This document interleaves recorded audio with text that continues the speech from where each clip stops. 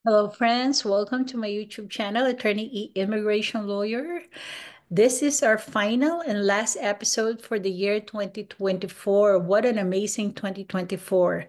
Maraming salamat po sa inyong pagsuporta, sa inyong pag-subscribe, sa inyong pag-participate and sharing your thoughts about yung mga topics po nating pinag-usapan for the year 2024. It has been my pleasure. And I'm very grateful na kayo po ay nakikinig at sumusubaybay sa atin pong channel. We ended up sa year 2024 with 238 videos. And ang ating po mga subscribers ay patuloy na lumalaki po. So maraming salamat po sa inyong pagsuporta. And me as an artist po, marami ang hindi po nakakaalam. I'm also a sculptor and I want to thank you for supporting my solo exhibitions as well as my art. Sa June of next year po ay i-install ang monumento po ni Dr. Jose Rizal sa Colorado Springs at ako po ang isa sa mga sculptor na gumawa po ng sculpture na yun. So, sana po kung kayo ay may pagkakataon next year, invite po namin kayo June of 2025. Ma-install po natin ang ating national hero sa Colorado Springs. Okay, so what do we have for 2025? Okay, ito po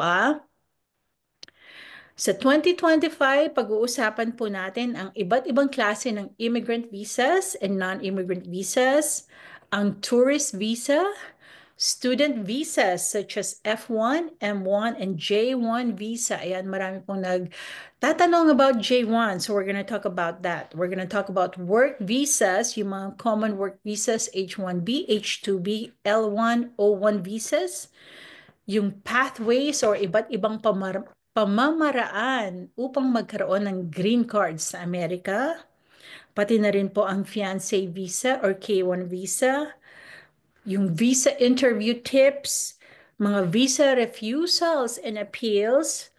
Meron din pong mga visa para sa mga negosyante. Ito yung visa for entrepreneurs and investors. Of course, family-based visa.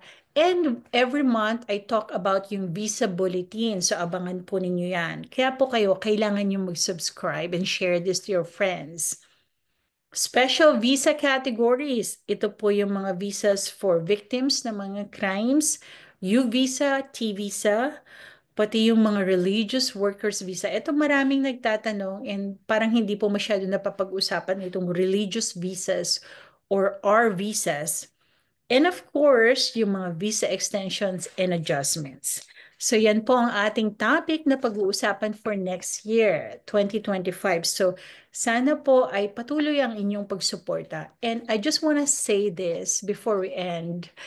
Kung ano man po ang inyong sitwasyon, kung ano man po ang inyong problema, I know marami po ang nababahala about their immigration status, but I want to tell you this, na wala pong problema or sitwasyon na walang solusyon.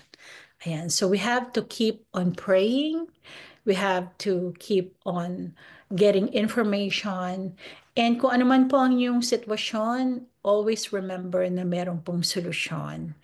And let's embrace the year 2025 with resilience, may katatagan, may pagmamahal and optimism.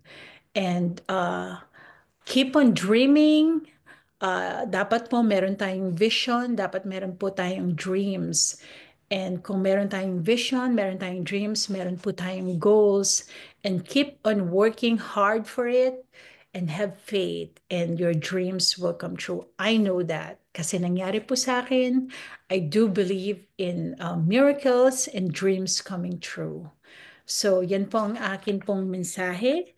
Let's embrace the year 2025 with hope and love and resilience. And sana po ay maging masaya ang inyong bagong taon.